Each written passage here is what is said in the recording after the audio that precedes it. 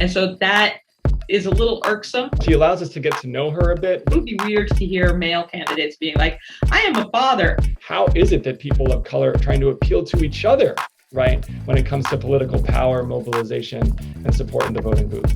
I'm Michael Jeffries, and I'm going to be looking at some political campaign ads and approaching them from the lens that I study, which is race, culture, and politics.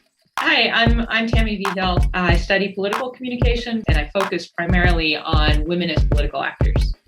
This is a race that features so many candidates of color, and considering Boston's history and the place that we are as a country right now, we're starting to see racial politics play out in really new and unanticipated ways. Almost any other year, each of these candidates would be able to easily differentiate themselves from the usual pool of candidates that would be running for the Boston mayor's office. And so watching the ads will help us to understand a little bit more about how they're differentiating themselves from one another, and also what are some of the common themes that they all seem to think Bostonians are really interested in.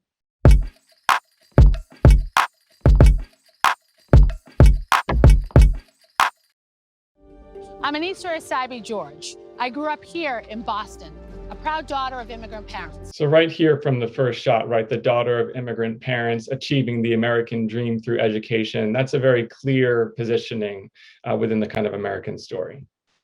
I became an at-large city councilor representing all of Boston. So there's a very big personalization that's going on there, and a bit of trying to build connections with her audience, sort of showing that she relates to them, she cares about them, she talks to her constituents.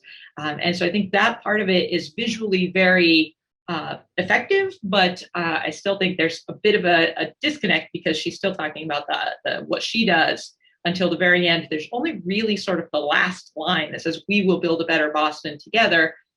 But she hasn't actually talked about how or made any inroads about the together aspect. And she also emphasizes that she represented all of Boston as an at-large city council member. And I think that's another important piece too, because she's trying to demonstrate her ability to connect with people from all different backgrounds. And that's actually what we see in the ad, is she's making sure to kind of feature folks in the ad who are very easily racially identifiable as members of belonging to different groups. So from that perspective, there was some clear cohesion, right? Position myself as an immigrant and make sure that I'm emphasizing that I can connect with people of all backgrounds.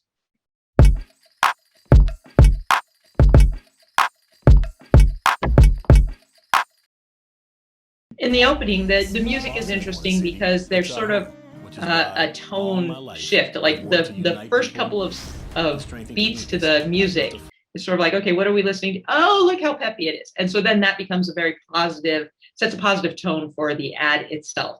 And then you transition that from Boston's not just a city, it's our home. And so that gives you a sense of the positive aspects of thinking of the personal nature of the place that you live. And then you combine that with people sitting together, you've got them smiling, shaking hands, greeting one another. This particular image gives it a one table, one Boston kind of appeal.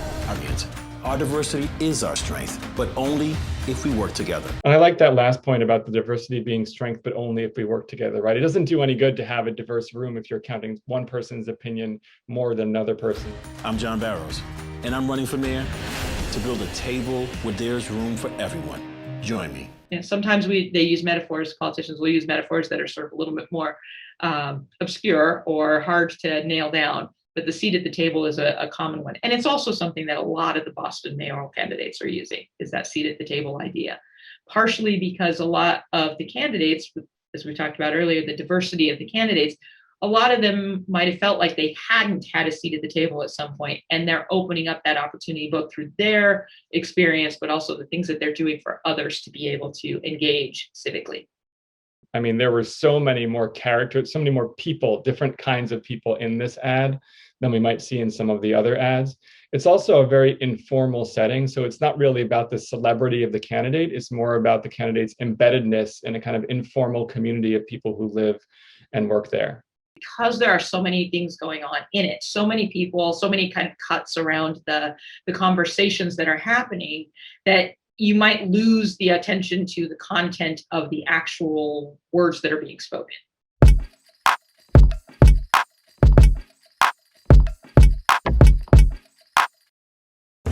What's the difference between me and every mayor before me? Experience. I'm Kim Janey, and I experienced... Right, so this ad and the Asabi George ad do a really interesting thing with the old pictures. You get the old pictures that look old. They haven't been digitized. They haven't been edited to look shiny and new. They look old, so it feels like you're looking at somebody's old photo album. You also see some racial difference here, right? Where you have folks who are brown-skinned folks, but not necessarily Black. So there's an effort to reach out across racial and ethnic difference. You know, when you hear experience in politics, there's often the idea of how many races have you won, how many offices have you held, how long have you been, how many times have you been reelected, those kinds of things. And what she's taken as experience isn't the experience of being a politician or being in politics, but instead she's reframing it as the experience of everyday citizens. We understand that this person is the incumbent because they were recently appointed, and that they're a pathbreaker, right? As someone who's made history merely by being in the office already. But then she goes kind of deeper into her own personal story, right? I'm not just the person who was appointed, not just the pathbreaker because of my race, my gender, but I'm a pathbreaker because I have a really unique story. Embracing your experience and sharing how that experience informs you and your decision making, without assuming that all women are mothers, or also without narrowly constricting women to motherhood or motherhood issues. Think about it this way: like, it would be weird to hear male candidates being like, I am a father, as the central focal point of their argument, right? Usually that's a thing, not the thing. What she does is she kind of tells it as her story rather than a kind of universal Black story. And I think that's important, especially because of the diversity of Black Boston. And I think she tells elements of her story that other people are going to understand and relate to as well.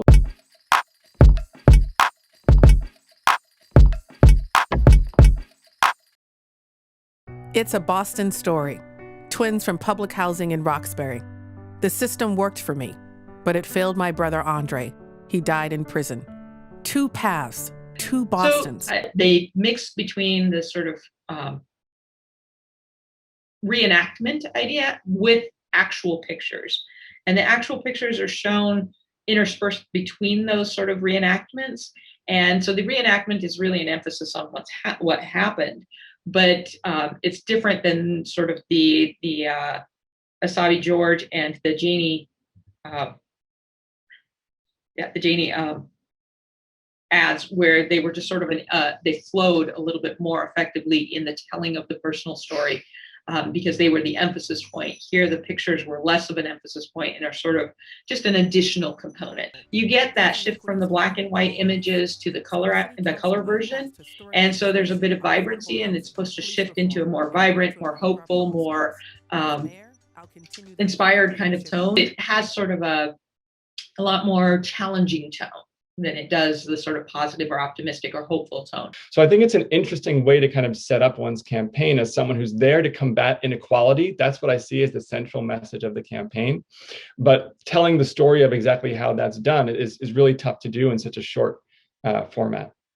The idea of the two Bostons is not uncommon, and actually is something that we see a lot in terms of political campaigns and political ads. Most of the time, though, those two different systems and structures, the distinction is across socioeconomic or racial lines or gender lines, and they're very distinct. In this case, you have a story of twins experiencing the two different systems. And so right away, the question might come to mind of, well, why? You almost need some kind of analysis to explain the inequality problem. We understand it's a moral issue, it's a justice issue, right? Poverty is a justice issue. But in order to kind of get into some of that, you have to really commit to that explanation and the kind of moral ground that you're standing on. And I'm not sure the candidate really gets to either place.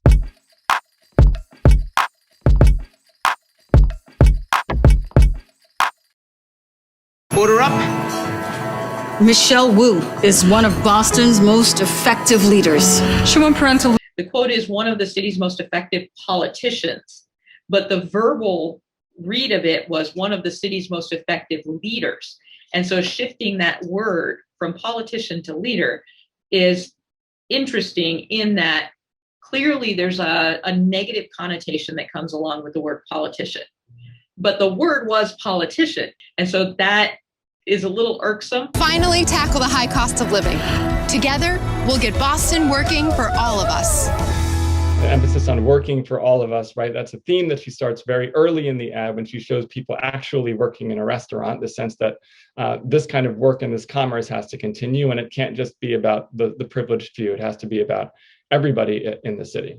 And the last point is that, there's one shot in here where she finally tackle the high cost of living that she talks about in that shot. It's like a real point of emphasis for her in this ad. So not too many specifics when it comes to policy, but that one seems to be something that she really wants to hammer home. If you watch all of the ads we've been doing, you see them all taking credit for the same kinds of things, right? And to a certain degree, that happens in this ad as they're talking about like parental leave and other things, other issues. But she's not the one then taking the credit for it herself. Not only testimony from the kind of characters in the advertisement, but testimony from a publication that sort of reviewed her record so far and found that she's one of the most effective politicians in the field. So that's a good kind of starting place. So I think I would probably, if I had to pick like the best of the ads for identification building, I would say probably it would be between Barros and Janey. I think those two were really the most, they gave the most opportunities for connection building.